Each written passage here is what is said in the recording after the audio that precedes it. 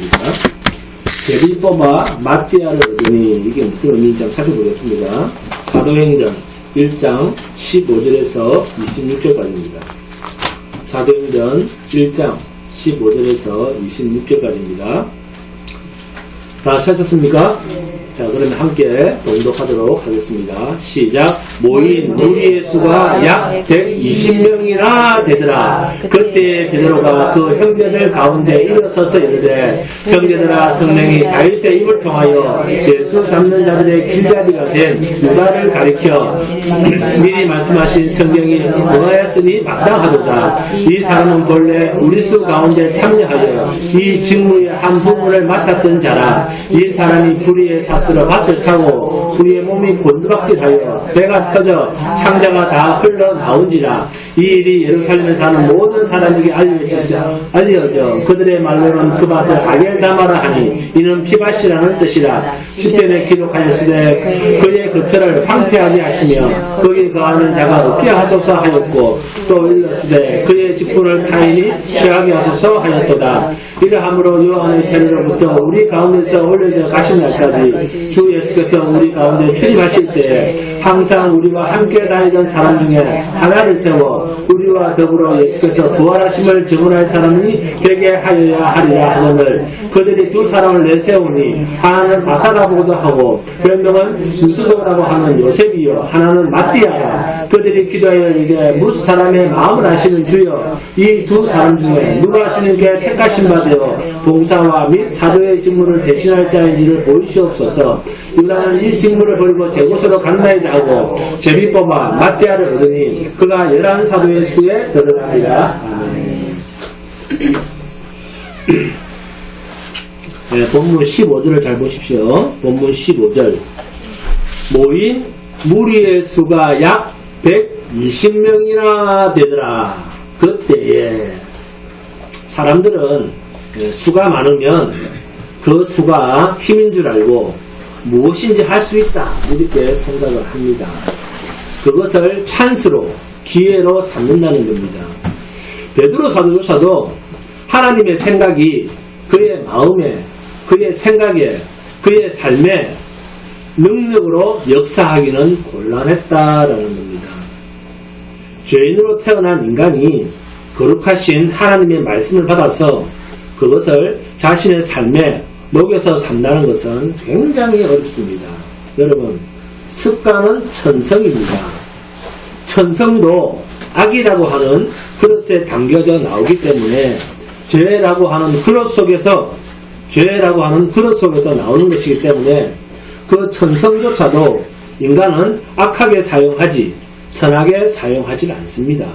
베드로, 그는 주님이 십자가에서 죽으시기 위해서 재판정으로 끌려갈 때 그날 밤에 자신의 입으로 했던 말까지도 몇 시간이 못해서 어길 만큼 연약한 자인 것을, 실패자인 것을 뼈저리게 깨달았던 사람입니다. 밖에 어두운 곳에 따로 나가서 통곡했다라고 성경이 말할 정도입니다. 그런 그가 부활하신 주님을 만나서 40일 동안 주님과 함께 지냈으면서도 또 어느새 자신이 무슨 대단한 존재라도 된 것처럼 착각을 하고 있습니다. 왜요? 왜 베드로가 착각하고 있습니까? 수가 많이 늘었거든요. 이제 주님은 가시고 그야말로 지금부터 자신이 이 예수 공동체의 수장이 된 것처럼 착각을 한 겁니다. 이 정도면 자신이 이제 무엇인가 할 수 있겠다라고 착각을 한 겁니다. 예수님도 12명밖에는 안 거느리고 다니셨는데 지금은 그 10배 무려 120명이나 자신과 함께 모여있다 하는 이것이 마치 자신에게 큰 힘이 된 줄 알고 그렇게 알았던 것 같습니다. 그러나 주님은 12명만 데리고 다니신 것이 아닙니다. 마태복음이나 누가복음에 보시면 둘씩 짝을 지어서 70명 전도대를 보는 것을 보면 사도 12명과 70명 전도대만 합해도 사람이 몇 명입니까? 그리고 여인들도 따라다니지 않았습니까? 많은 수였습니다. 그 수가 지금 이 수입니다. 그렇지 않았겠습니까? 본문 23절에 바사바라고도 하고 별명은 유스도라고도 하는 요셉이요 하나는 마띠아라. 이런 사람들은 예수님 살아생전에 예수님을 따라다녔던 사람이면 틀림이 없습니다. 여러분 사도행전 1장을 잘 알고 계셔야 됩니다. 그렇지 않으면 사도행전을 이해하기가 대단히 어렵습니다. 오늘 본문에서 사도들을 포함해서 120명의 초대교회 성도들이 지금 누구를 뽑고 있습니까? 지금 누구를 뽑습니까? 사도를 뽑습니다. 그렇죠? 사도가 사도를 선출해도 안 될 텐데 일반 교인들과 합해서 120명의 초대교회 성도들이 사도 한 사람을 뽑습니다. 그렇죠? 그런데 이런 것을 마치 잘한 일인 것처럼 긍정적으로 사람들이 성경을 읽는다는 겁니다. 왜 그럴까요? 사도행전의 앞부분을 다 무시해서 읽었기 때문입니다. 자, 생각해 보세요. 사도를 뽑아도 불합격입니다. 사도를 한 사람이 빈 가룟 유다 자리에 사도들이 뽑아서 채워 넣어도 사도로서의 권위는 없는 겁니다. 왜요? 사도는 맨 처음에 누가 뽑았습니까? 예수님이 뽑았습니다. 그러면 실패한 가룟 유다 자리를 예수님이 비워 놓았으면 예수님이 하늘로 올라가셔서 이제는 안 계시면 몰라도 가룟 유다가 자살한 뒤에 예수님이 이 땅에 계셨습니까? 안 계셨습니까? 계셨습니다. 며칠간요? 그렇죠. 부활하시고 40일간이나 함께 계셨습니다. 그러면 그때 뽑으면 안 됩니까? 나의 부활을 증거할 자로 이 사람 해. 그러면 안 됩니까? 그리고 또 한 가지, 사람은 숫자가 많으면 뭐든지 권위를 느낀다는 겁니다. 여러분, 예수님은 부활하신 몸으로 120명의 성도들과 함께 다녔습니다. 그러면 그 자리에서 사도 한 명 뽑으면 안 됩니까? 됩니까? 안 됩니까? 네, 예수님이 그 자리에서 뽑으면 됩니다. 그런데도 전혀 뽑지 않았습니다. 그렇다고 내가 간 뒤에 너희들끼리 알아서 뽑아라, 그런 말도 안 했습니다. 그래서 주님이 꼭 12명을 맞춰야 할 필요성이나 그 때가 되면, 정말 주님이 필요할 때가 되면 그때 주님이 불러서 따로 뽑으실 겁니다. 그런데도 불구하고 사도행전 1장 4절입니다. 자, 함께 봉독합니다. 사도행전 1장 4절 시작. 사도와 함께 모이사 그들에게 분바에 이르시되 예루살렘을 떠나지 말고. 그만. 자, 지금 예수님은 누구랑 함께 있습니까? 사도들입니다. 자, 그러면 자, 본문 1장 15절입니다. 함께 봉독합니다. 시작. 모인 무리의 수가 그만. 자, 여기 모였습니까? 안 모였습니까? 모였습니다. 4절에서는 예수님도 사도와 함께 모이셨고 15절에서는 제자들이 자기들끼리 모였습니다. 그런데 예수님께서는 자기의 부활을 40일 동안 보이시고 사도들과 함께 모여서 그들에게 분부하시기를 내가 가거든 한 명 뽑아라. 마태야 뽑아라. 성경에 그런 말 있죠? 있습니까? 그런 말 있습니까? 없습니다. 자, 그럼 사도행전 1장 4절 5절 함께 봉독합니다. 시작. 사도와 함께 모이사 그들에게 분바에 이르시되 예루살렘을 떠나지 말고 내게서 들은 바 아버지께서 약속하신 것을 기다리라. 뭐하라? 그렇죠. 내게서 들은 내가 너에게 말해준 그것, 약속하신 것을 뭐하라? 기다리라. 기다리고 있어라. 5절. 요한은 물로 세례를 베풀었으나 너희는 몇 날이 못되어 성령으로 세례를 받으리라 하셨느니라. 아멘. 자, 약속하신 것을 기다리라 했으니까 그 약속하신 것을 받도록 기다리라고 했는데 그 약속하신 것이 뭐죠? 성령으로 세례를 받는 것이라. 아멘. 성령으로 세례 받는 것을 이야기하고 있습니다. 자, 그런데 사도행전 1장 6절입니다. 함께 봉독합니다. 시작. 그들이 모였을 때 예수께 여쭈어 이르되. 자, 그만. 자, 그들이 모여서 예수님께 물을 때 예수님, 그죠? 우리 11명 뿐인데 한 명 빠진 그 자리 어떻게 하면 좋겠습니까? 이렇게 물으면 되는데 왜 그 자리에서는 제자들이 안 물었을까요?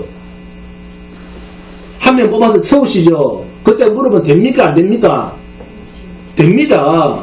물을 기회가 없어서 못 물어본 게 아닙니다. 주님이 계실 땐 오히려 엉뚱한 것을 물었습니다. 뭐죠? 주께서 이스라엘 나라를 회복하심이 때니까. 그죠? 이제 우리나라가 다윗 왕국을 회복하겠죠?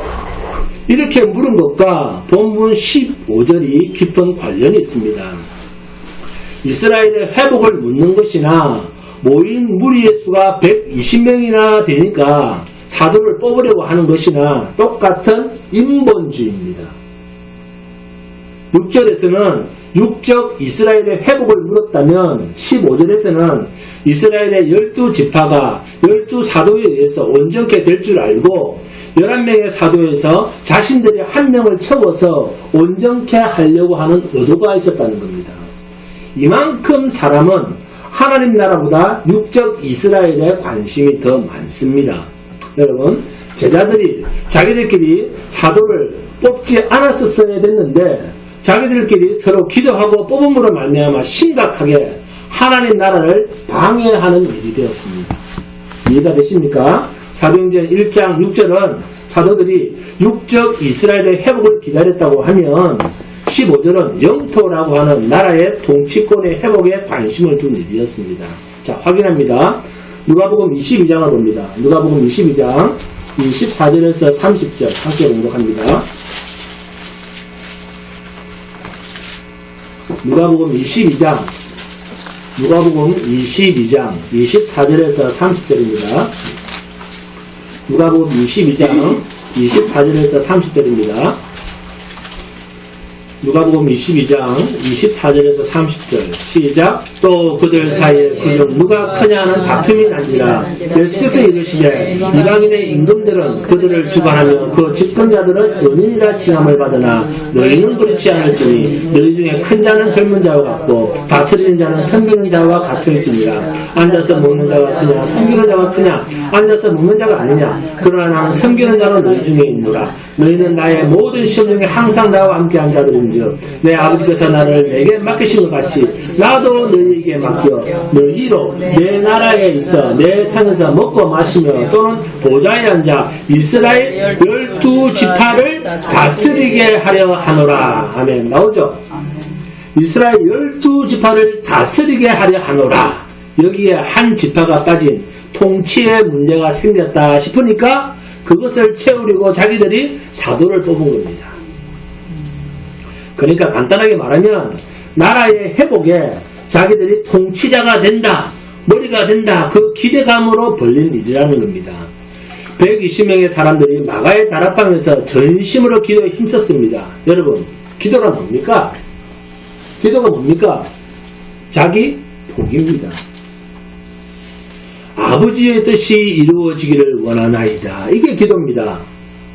그런데 실컷 기도한 다음에 본문에서 사람들이 뭐라고 있습니까? 사람들도 늘었고 15절에 모인 무리의 수가 약 120명이나 되더라. 야, 이제 힘이다 싶을 그때에 인간의 깊은 곳에 있는 더러운 것이 쑥 하고 나왔다 그 말입니다.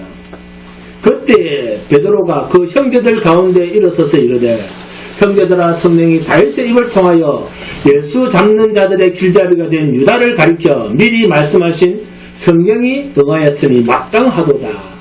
여러분, 하나님의 나라는 인간이 확장시키는 것이 아닙니다.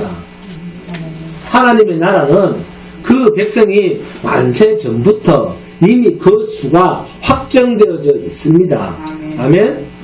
그래서 여러분, 사람들이 가지고 있는 마음 중 가장 조심할 것은 수가 많으면 안도감, 안전을 느낀다는 겁니다. 안전에 대한 것도 욕심입니다. 그런데 이것을 욕심인 줄 모른다는 겁니다. 안전을 추구하는데 왜 그게 욕심입니까? 그러는데 천만의 말씀입니다.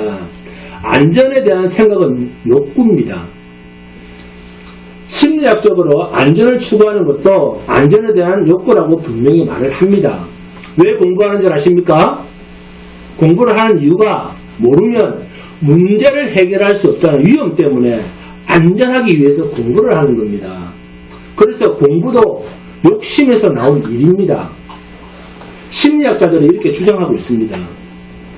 안전이 지켜지면 그 다음 단계가 뭔지 아십니까? 진보의 욕구가 생깁니다.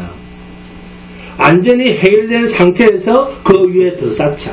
안전이 해결되면 그 위에 더 쌓자. 이렇게 되는 겁니다. 출세의 욕구가 나온다 그 말입니다. 출세가 되면 그 다음에 명예욕이 생깁니다. 다 단계가 있습니다. 안전 욕구도 그렇습니다. 지금 당장 배고픈데 공부하는 사람 있습니까? 우선 배고픔을 해결해야 되는 겁니다. 죽고 사는 문제가 제일 먼저입니다. 그래서 제일 먼저가 식욕입니다. 식욕이 해결되어야지 계속 끼니 걱정을 하지 않는 안전 욕구가 생기는 겁니다. 여러분, 본문에서 15절에 모인 무리의 수가 약 120명이나 되더라. 베드로는 자기가 자기의 스승 예수님과 다닐 때보다도 더 많은 수가 모였다는데 굉장한 의욕을 가지고 있습니다. 그래서 벌떡 일어나서 설교를 합니다. 그 내용을 들어보면 16절부터 20절까지가 뭡니까? 한마디로 말해서 가룟 유다가 예수님을 십자가에 매달아 죽였던 그 자들의 길잡이, 앞잡이 노릇을 했다. 그리고 결국 그 자신은 아겔다마라고 하는 피밭에서 몸이 곤두박질하여 배가 터져 창자가 다 흘러나왔다. 그래서 지금 우리한테는 11명의 사도밖에 없다. 그러므로 예수의 부활을 증거할 자 한 명을 우리가 뽑아야 된다는 겁니다. 그래서 누가복음에서 예수님께서 사도들을 세울 때 사도들의 목적을 말씀하신 것을 보니까 주님의 나라를 다스릴 권세를 그들에게 맡겼다는 이야기가 있었죠.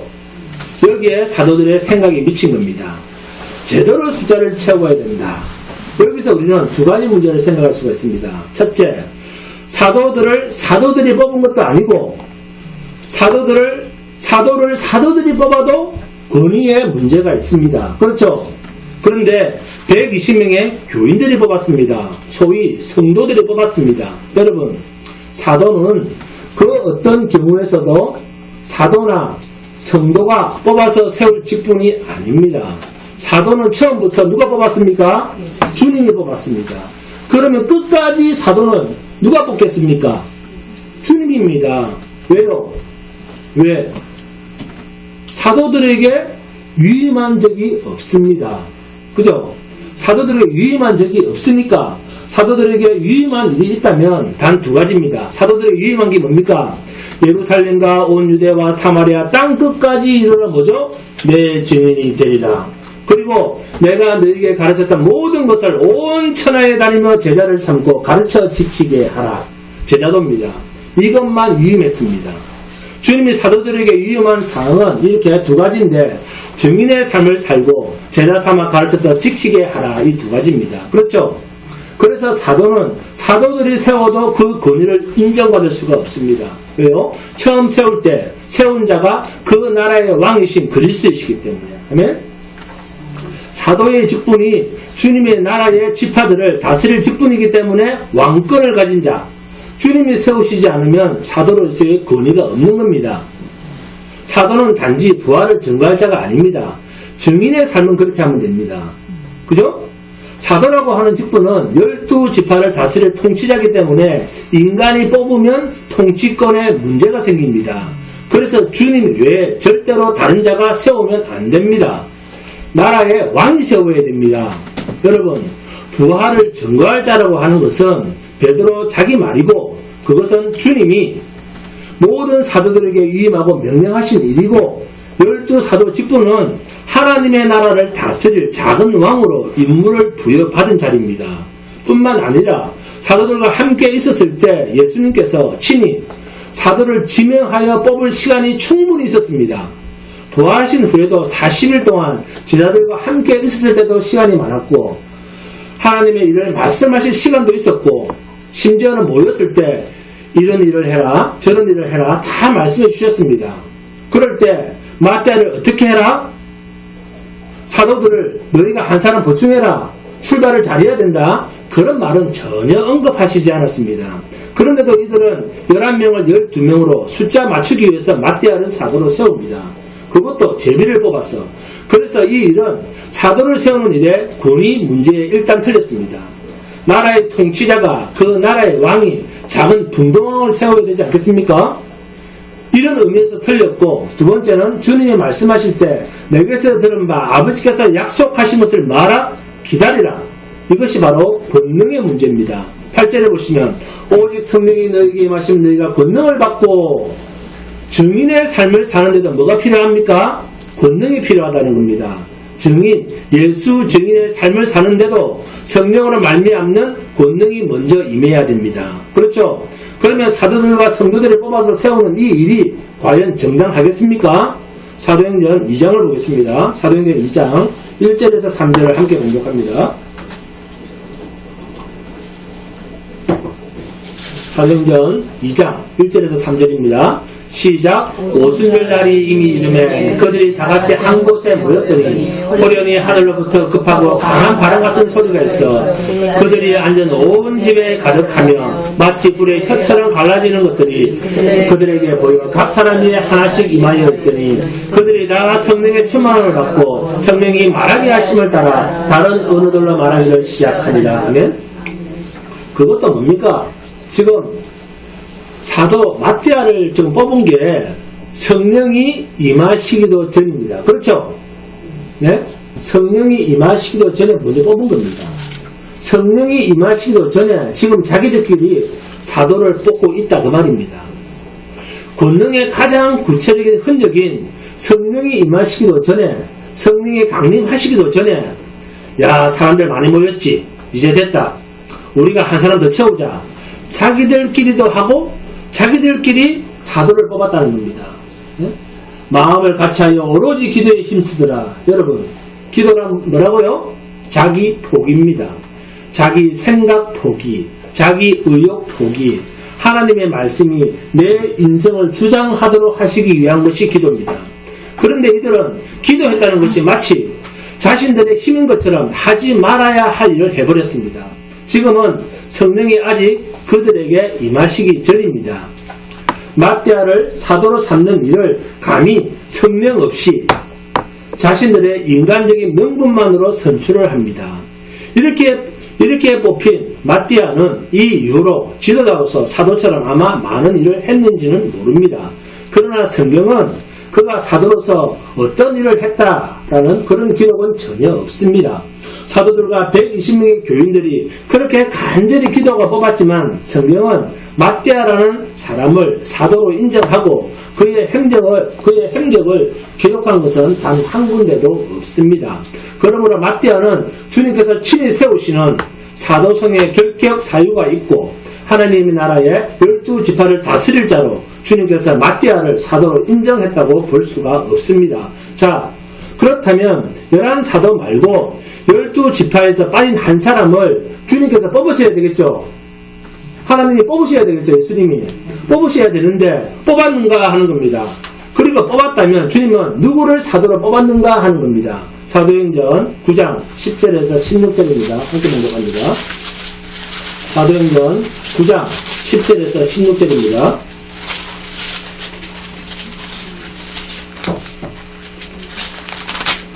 사도행전 9장 10절에서 16절 함께 봉독합니다. 시작. 그때 다메섹에 아나니아라 하는 제자가 있더니 주께서 환상 중에 불러 이르시되 아나니아야 하시거늘 대답하되 주여 내가 여기 있나이다 하니 주께서 이르시되 일어나 집 가라 하는 그리로 가서 유다의 집에서 다소 사람 사울이라 하는 사람을 찾으라. 그가 기도하는 중이라. 그가 아나니아라 하는 사람이 들어와서 자기에게 안수하여 다시 보게 하는 것을 보느니라 하시거늘 아니야 대답하되 주여 이 사람에 대하여 내가 여러 사람에게 듣사온즉 그가 예루살렘에서 주의 성도에게 적지 않은 해를 끼쳤다 하더니 여기에도 주의 이름을 부르는 모든 사람을 결박할 고난을 대제사장에게서 받았나이다 하거늘 주께서 이르시되 가라 이 사람은 내 이름을 이방인과 임금들과 이스라엘 자손들에게 전하기 위하여 택한 나의 그릇이라. 그가 내 이름을 위하여 얼마나 고난을 받아야 할 것을 내가 그에게 보이리라 하시니. 아멘. 주님께서 친히 이방인과 임금들과 이스라엘 자손들 앞에서 주님의 이름을 증거할 자로 택한 주님이 택한 나의 그릇이라. 아멘? 자, 그러면 이렇게 세움받은 사도 바울이 자신이 사도가 된 것을 어떻게 밝히고 있습니까? 자, 로마서 1장 1절입니다. 계속 찾아보면서 함께 봉독합니다. 로마서 1장 1절입니다. 로마서 1장 1절입니다. 시작. 예수 그리스도의 종 바울은 사도로 부르심을 받아 하나님의 복음을 위하여 택정함을 입었으니. 자, 그리고 로마서 1장 5절입니다. 5절 시작. 그로 말미암아 우리가 은혜와 사도의 직분을 받아 그의 이름을 위하여 모든 이방인 중에서 믿어 순종하게 하나니. 자, 또 로마서 11장 13절입니다. 로마서 11장 13절. 로마서 11장 13절입니다. 로마서 11장 13절 시작. 내가 이방인 너희에게 말하노라. 내가 이방인의 사도인 만큼 내 직분을 영광스럽게 여기노니. 아멘. 자, 그리고 고린도전서 1장 1절입니다. 바로 뒤에는 하나 있습니다. 고린도전서 1장 1절입니다. 고린도전서 1장 1절입니다. 시작. 하나님의 뜻을 따라 그리스도 예수의 사도로 부르심을 받은 사울. 아멘. 자, 또 고린도전서 9장. 고린도전서 9장입니다. 9장 1절 2절입니다. 고린도전서 9장 1절 2절입니다. 고린도전서 9장 1절 2절 시작. 내가 자인이 아니냐 사도가 아니냐 예수 우리 주를 보지 못하였느냐 주 안에서 행한 나의 일이 너희가 아니냐 다른 사람들에게는 내가 사도가 아닐지라도 너희에게는 사도이니 나의 사도됨을 주 안에서 인친 것이 너희라. 아멘. 마띠아 하나 뽑는 바람에 사도 바울은 가는 곳곳마다 자신의 사도성에 대해서 교회들마다 얼마나 이의를 제기하는지 바울은 편지를 쓸 때마다 자신이 그리스도로부터 사도의 직분을 받았다. 나는 예수로부터 나는 하나님으로부터 사도의 직분을 받았다. 이 말을 쓰지 않으면 그 권위를 인정받기 힘들 만큼 어려움을 많이 겪었습니다. 여러분 이만큼 사람이란 세상 일에 길들여져 있으면 하나님께서 친히 하실 일에 이렇게 적극적으로 방해를 합니다. 자, 또 함께 봉독합니다. 고린도후서 이번에 봅니다. 고린도후서 1장 1절입니다. 고린도후서 1장 1절입니다.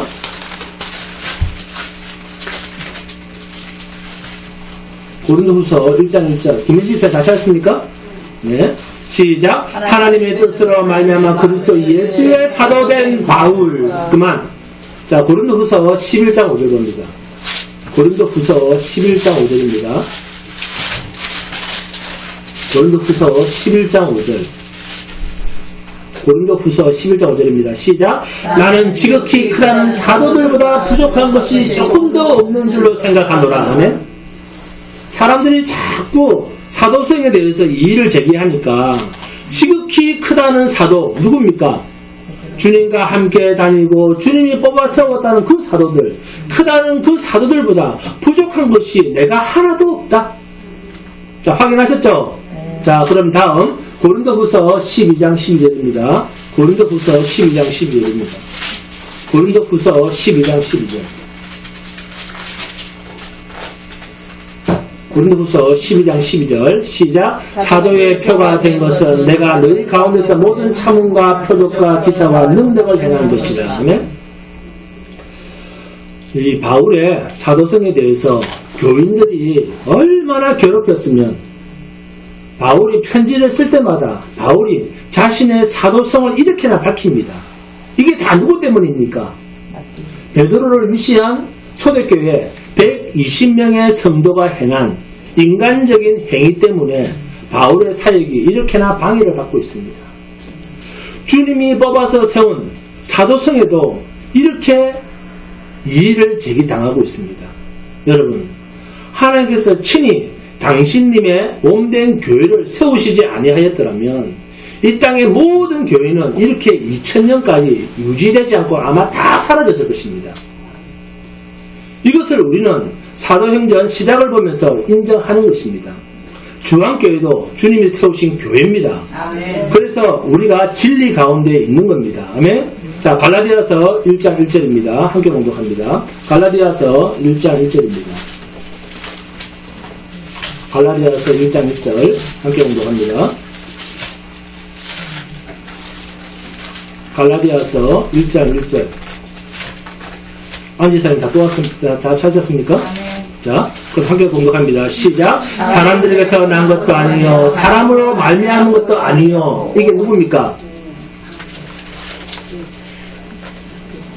자, 사람들에게서 난 것도 아니요 사람으로 말미암은 것도 아니요. 이게 누굽니까?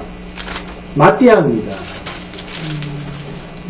그러나 나 바울은 오직 예수 그리스도가 그를 죽은 자 가운데서 살리신 하나님의 아버지로 말미암아 사도된 바울은, 바울이 얼마나 안타깝게 이런 표현을 쓰고 있습니까? 이런 표현이 또 나옵니다. 갈라디아서 1장 17절입니다. 함께 봉독합니다. 갈라디아서 1장 17절입니다. 시작. 또 나보다 먼저 사도된 자들을 만나려고 예루살렘으로 가지 아니하고 아라비아로 갔다가 다시 다메섹으로 돌아갔노라.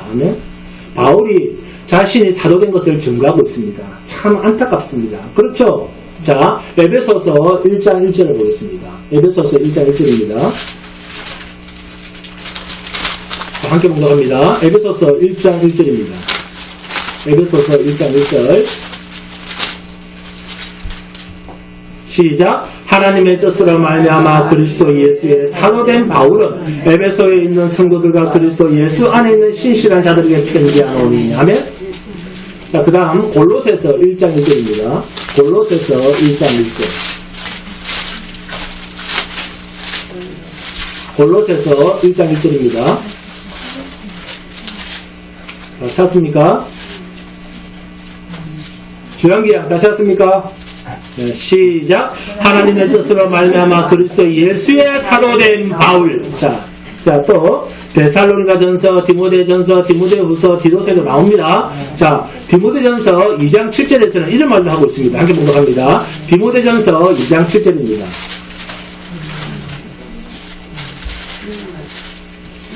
디모데전서 2장 7절입니다. 디모데전서 2장 7절입니다. 자, 시작. 이를 위하여 내가 전파하는 자와 사도로 세움을 입은 것은 참말이요 거짓말이 아니니 믿음과 진리 안에서 내가 이방인의 스승이 되었노라.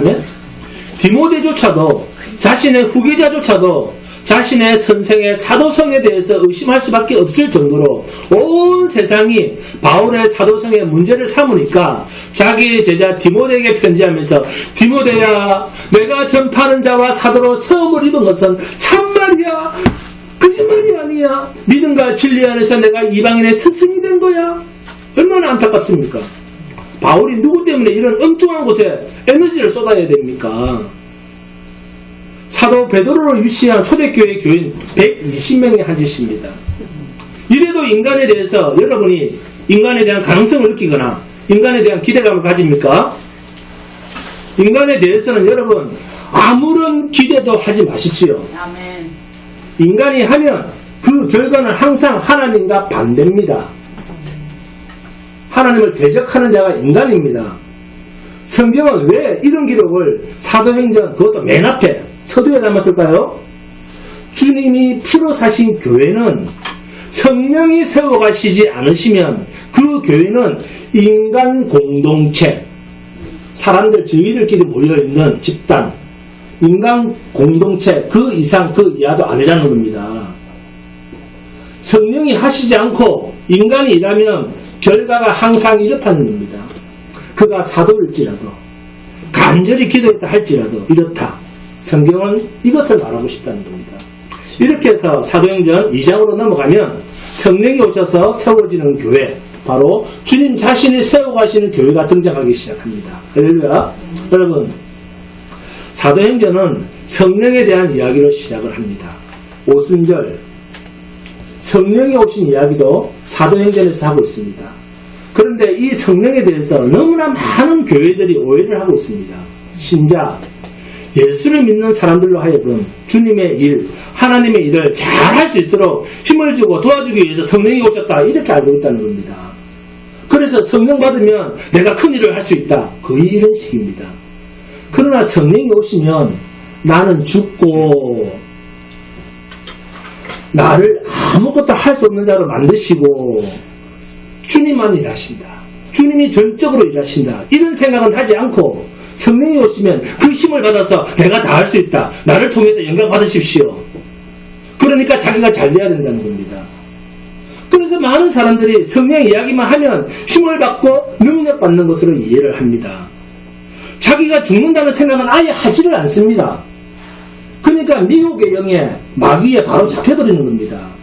미혹의 영과 생명의 영, 성령 안에 있는 것과 마귀의 영에 잡혀있는 사람의 차이는 자기 포기가 되는가 안 되는가 이것을 보고 판단하시면 됩니다. 여러분, 만일 성령이 우리에게 힘을 주시는 분이고 우리에게 능력을 줘서 뭔가를 하게 하시는 분이시라면 예수님께서 제 아들에게 성령을 기다렸다가 성령을 받고 나가서 주의 일 해라 그랬을 겁니다. 만일 그렇게 했다 해도 사도들이 지금 마떼아를 뽑은 것은 잘한 일입니까? 잘못된 일입니까? 잘못된 일입니다.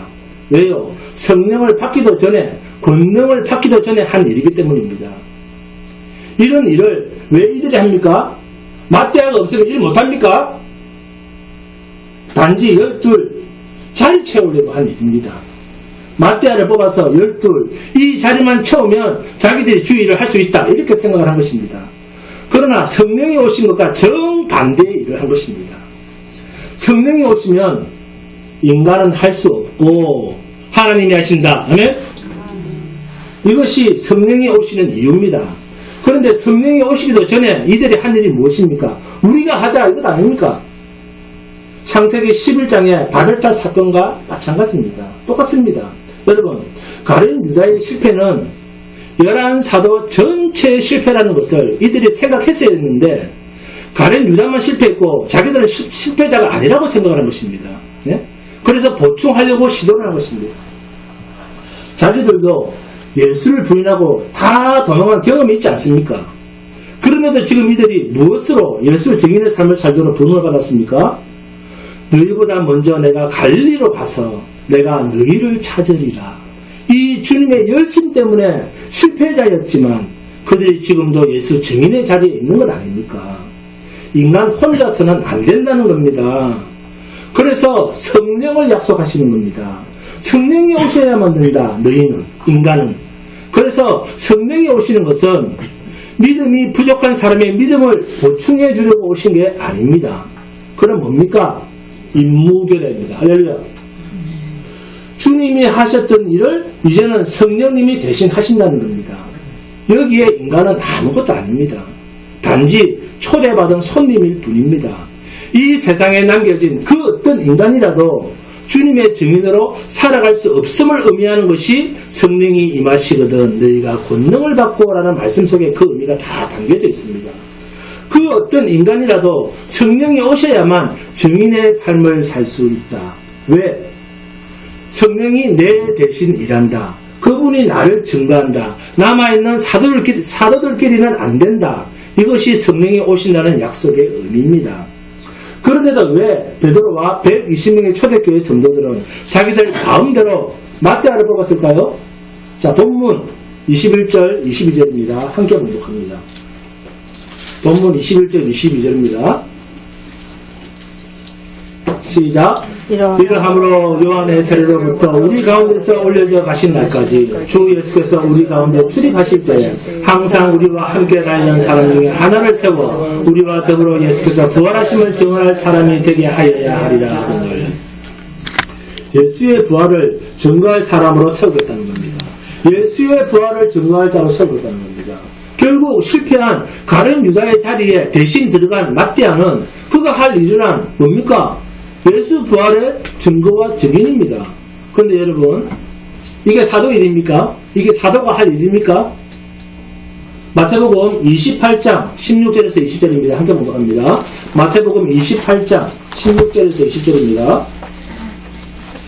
마태복음 28장 16절에서 20절입니다. 마태복음 28장 16절에서 20절.